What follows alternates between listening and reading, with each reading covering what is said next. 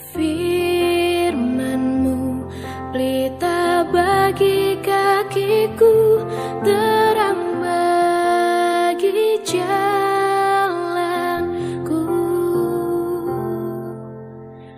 Firman-Mu pelita bagi kakiku. Shalom, salam sejahtera untuk kita semua. Terpujilah nama Tuhan kita yang selalu memberikan kesempatan yang baik buat kita untuk kita bersama-sama menikmati firman Tuhan di dalam kebaktian pemahaman Alkitab hari ini. Hari ini kita akan melihat kisah para Rasul 9 ayat 19b hingga 22. Kisah para Rasul 9 ayat 19b hingga 22. Demikian saya akan bacakan buat kita semua. Saulus tinggal beberapa hari bersama-sama dengan murid-murid di Damsyik. Ketika itu juga ia memberitakan Yesus di rumah-rumah ibadat dan mengatakan bahwa Yesus adalah anak Allah. Semua orang yang mendengar hal itu heran dan berkata, bukankah dia ini yang di Yerusalem mau membinasakan barang siapa yang memanggil nama Yesus ini? Dan bukankah ia datang ke sini dengan maksud untuk menangkap dan membawa mereka ke hadapan imam-imam kepala? Akan tetapi Saulus semakin besar pengaruhnya dan ia membingungkan orang-orang Yahudi yang tinggal di Damsyik, karena ia membuktikan bahwa Yesus adalah Mesias. Hari ini kita akan kembali melihat kisah Paulus, di mana beberapa waktu yang lalu kita sudah melihat bagaimana Saulus bertobat dan akhirnya menjadi Paulus, menjadi seorang pemberita tentang kabar keselamatan.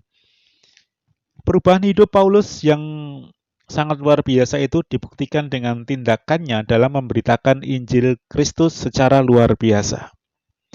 Ia adalah seorang yang penuh semangat, meskipun banyak sekali mengalami penderitaan, dan dia adalah orang yang pantang menyerah dalam berjerih payah. Dalam perjalanannya, ia sering diancam bahaya banjir dan bahaya penyamun. Bahaya dari pihak orang-orang Yahudi, dari pihak-pihak orang yang bukan Yahudi, bahaya di kota, di padang gurun, di tengah laut, bahkan dari pihak-pihak saudara-saudaranya.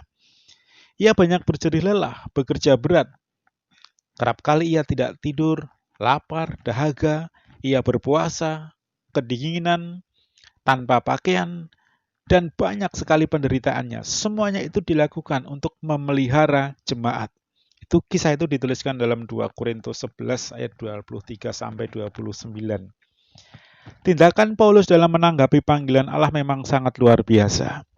Perjumpaannya dengan Yesus telah mengubahnya menjadi seorang yang berjiwa misioner dan berjuang membuahkan hasil pelayanannya.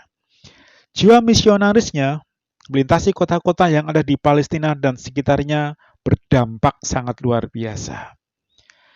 Pelayanan Paulus memang sungguh luar biasa, penuh semangat dan sukacita, sekalipun ada banyak penderitaan. Masa lalunya yang hitam sebagai seorang penganiaya kelas kakap tidak mempengaruhinya dalam berjuang dan hidup memenuhi panggilan ilahi. Melalui surat-suratnya yang ditujukan kepada rekan-rekannya serta jemaat di kota-kota tertentu dapat diketahui semboyan atau moto hidup pelayanan Paulus. Prinsip-prinsip hidup dan semboyan pelayanan yang dimilikinya merupakan buah dari perjumpaannya dengan Yesus. Hari ini saya akan menyampaikan atau mengambil beberapa ayat yang menjadi moto bagaimana Paulus menjadi seorang pelayan Tuhan yang sangat luar biasa. Dan moto-moto ini bisa kita ambil, bisa kita pakai sebagai hamba-hamba Tuhan di gereja di mana Tuhan mempercayakan kita semua sebagai pelayan-pelayannya. Yang pertama, dalam Galatia 1 ayat 15 sampai 16. Tetapi waktu ia yang telah memilih aku sejak dari kandungan ibuku dan memanggil aku oleh kasih karunia-Nya, berkenan menyatakan anaknya di dalam aku, supaya aku memberitakan dia di antara bangsa-bangsa bukan Yahudi. Maka sesaat pun aku tidak minta pertimbangan kepada manusia. 2. Di 1 Korintus 6 ayat 19 dan 20. Atau tidak tahukah kamu bahwa tubuhmu adalah bait Roh Kudus yang diam di dalam kamu, Roh Kudus yang kamu peroleh dari Allah, dan bahwa kamu bukan milik kamu sendiri, Sebab kamu telah dibeli dan harganya telah lunas dibayar. Karena itu muliakanlah Allah dengan tubuhmu. Yang ketiga, Roma 8 ayat 32. Ia yang tidak menyayangkan anaknya sendiri, tetapi yang menyerahkannya bagi kita semua, bagaimanakah mungkin ia tidak mengaruniakan segala sesuatu kepada kita bersama-sama dengan Dia? 4. 2 Korintus 5 ayat 17. Jadi siapa yang ada di dalam Kristus, ia adalah ciptaan baru. Yang lama sudah berlalu, sesungguhnya yang baru sudah datang. Kelima, 1 Tesalonika 2 ayat 4. Sebaliknya, karena Allah telah menganggap kami layak untuk mempercayakan Injil kepada kami, karena itulah kami berbicara, bukan untuk menyukakan manusia, melainkan untuk menyukakan Allah yang menguji hati kita. Keenam, 1 Korintus 9 ayat 16. Karena jika aku memberitakan Injil, aku tidak mempunyai alasan untuk memegahkan diri. Sebab itu adalah keharusan bagiku. Celakalah aku jika aku tidak memberitakan Injil. 7. 1 Korintus 5 ayat 20. Jadi kami ini adalah utusan-utusan Kristus, seakan-akan Allah menasihati kamu dengan perantaraan-perantaraan kami. Dalam nama Kristus, kami meminta kepadamu, berilah dirimu didamaikan dengan Allah. Selanjutnya, 2 Timotius 2 ayat yang ketiga. Ikutlah menderita sebagai seorang prajurit yang baik dari Kristus Yesus. Kemudian, Filipi 1 ayat 21. Karena bagiku hidup adalah Kristus dan mati adalah keuntungan. Roma 11 ayat 36. Sebab segala sesuatu adalah dari Dia dan oleh Dia dan kepada Dia, bagi Dialah kemuliaan sampai selama-lamanya. Nah, saudaraku, ada beberapa ayat yang saya sebutkan tadi bisa kita pelajari, bisa kita jadikan pedoman di dalam kita menjadi seorang hamba-hamba Tuhan. Jadi sebenarnya sejak di dalam kandungan ibunya, Paulus telah dipilih dan dipanggil Allah. Namun ada sejarah hitam yang dialami Paulus dalam hidupnya, yaitu menjadi seorang penjahat yang menganiaya orang-orang yang mengikuti jalan Tuhan. Ada sebuah rencana yang indah yang Tuhan rencanakan di dalam Paulus. Allah di dalam Yesus Kristus telah mengampuninya dan telah membeli dan harganya telah lunas dibayar. Di dalam Kristus Yesus, Paulus menjadi ciptaan baru dan Allah mempercayakan Injil kepadanya untuk diberitakan kepada orang-orang yang belum mengenal Kristus agar diselamatkan. Paulus menjadi seorang yang paling celaka bila dia tidak memberitakan Injil.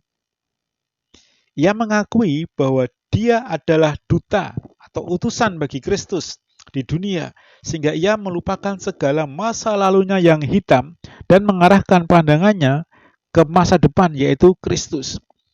Bagi Paulus, hidupnya adalah berjuang bagi Kristus, karena segala sesuatu adalah dari Kristus dan Kristus sendiri telah bekerja di dalam Paulus. Segala hormat, pujian, dan kuasa hanya kepada Kristus sampai selama-lamanya. Itu adalah prinsip yang ada di dalam Paulus. Nah, saudaraku, apakah kita adalah orang-orang yang pernah berjumpa dengan Yesus?